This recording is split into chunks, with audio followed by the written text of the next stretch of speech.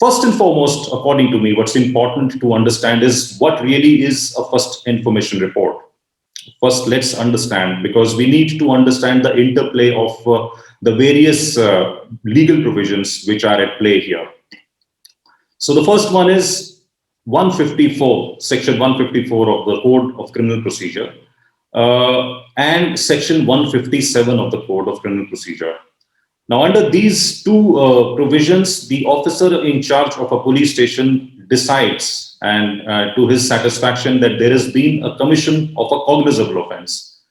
And then he proceeds to investigate and exercise all his powers, whether it's arrest, it's search, it's seizure, or calling for documents, calling for articles, subjecting people to questions, recording their statements. So all his powers really flow from 154 and 157.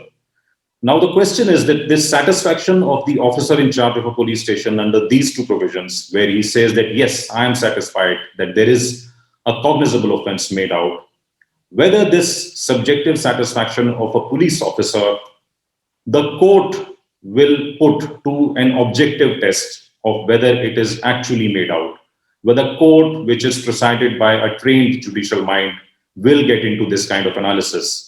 Or will it let the investigating agency proceed and come to a conclusion whether they want to file a charge sheet under 170, whether they want to file a closure report under 169.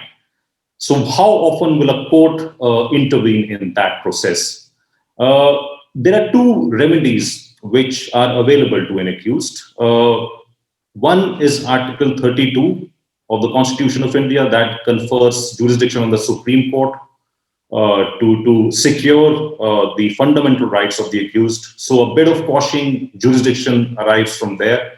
But largely, it's the High Court's jurisdiction under Article 226 of the Constitution of India and Section 482 of the Code of Criminal Procedure, which are pressed into service by litigants to get this relief of getting a FIR quashed. But the question is whether High Court is interested in that. And under what kind of circumstances will High Court intervene and say, no, we won't let this investigation proceed, we will quash it at the outside. Now, if we read the law that has evolved over the last 80 years, we will discover that the test for High Court's intervention is rarest of rare cases will the High Court intervene and quash an FIR. So rarest of rare cases, you also get to hear, is the parameter which is also applied for imposing a death sentence.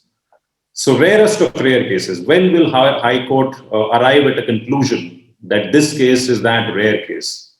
And why this reluctance on the part of High Court to exercise whether it's writ powers and whether it's 482 CRPC? Let's do that analysis first.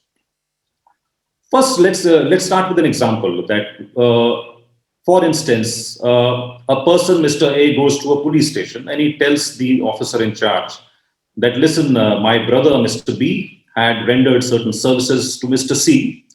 Mr. B, my brother, played his part, discharged his duty under that arrangement, but Mr. C has refused to pay, and Mr. B, my brother, has committed suicide. So please prosecute Mr. C for abetment of suicide.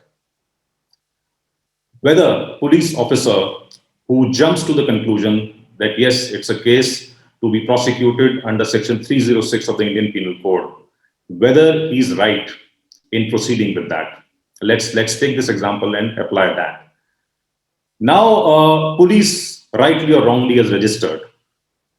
But if a trained judicial mind reads section 306 of the Indian Penal Code, applies the rigor of section 107, which says how abetment and in what circumstances can abetment be applied, anyone, any lawyer, any judge will very straight away and very quickly come to the conclusion that in these kind of facts, not honoring your part of a contract or a financial arrangement will not constitute abetment of suicide. It's too far-fetched. Now, in a matter like this, yes, I think a litigant will be well placed to approach the High Court, knock on the door of the High Court, invoke Article 226 and seek quashing, and most likely quashing will be given. because if there is no evidence other than this oral evidence that Mr. C did not discharge his part of the financial arrangement. Uh, Other example can be that if A goes to a police station, tells the police officer that B has robbed me today of my phone and some cash, and it happened at a specific place and it happened at a specific point of time. The officer in charge of that police station gets satisfied quickly under 154 and 157 and reaches the doorstep of Mr. B, and he says that I'm arresting you, you've robbed Mr. A. But Mr. B says that, what are you talking about? At that point of time, I was not even in Delhi or at the place which Mr. A is alleging that I was present and robbed. On what basis are you doing this? But the officer in charge goes to the airport, figures out that yes, this man was not there, and the CCTV of that area also discloses that this man was not there. But he's already registered an FIR. Wrongly, he realizes. Now here, Mr. B is well founded in going to the High Court and seeking a quashing.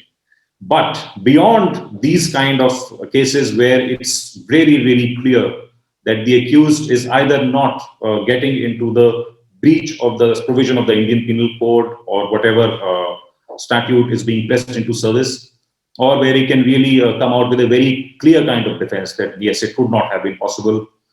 Take it from me, High Court will not exercise its powers under Article 226 or 482, because High Court wants to invoke those powers in the rarest of rare cases.